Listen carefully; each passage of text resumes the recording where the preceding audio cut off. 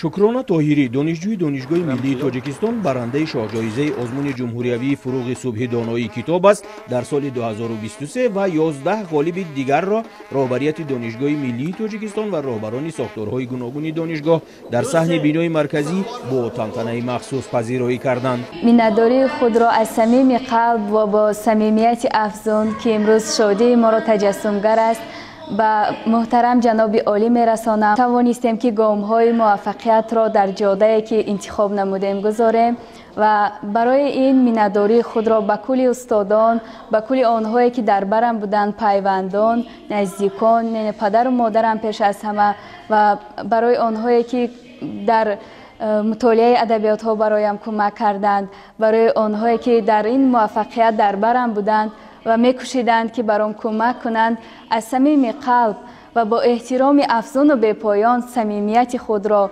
یعنی این غالبیت خود را اهدا می‌سازم. بگذار این غالبیت تنها من نباشد، شاهد آن را تمام تاجیکان و تاجیکستانیان چشیده باشند. بعداً در تالار دانشگاه با اشتراک استادان و دانشجویان محفل علمی فرهنگی دایر شد. در آغاز این همایش رکتور دانشگاه ملی تاجیکستان قابل جان خوشوقت‌زاده سخنرانی کرده هیئت بسیار هزار نفره دانشگاه را برای شاهجایزه آزمون جمهوریوی فروغ صبح دانایی کتاب است تبریک کرد. تذکر داده شد که سهم پیشوای معظم ملت محترم عملی رحمان در سمت تحکیم بخشیدن معنویات اهالی نظر است بوده برگزاری آزمون‌های جمهوریوی زمینه استوار در این سمت دانسته می شود. ضمناً تاکید شد که دانشگاه ملی تاجیکستان در آزمون جمهوریوی فروغ صبح دانایی کتاب است در سال 2020 صاحب 11 جای، در سال 2021 صاحب 6 جای و در سال 2022 صاحب 3 جای افتخاری گردیده بود.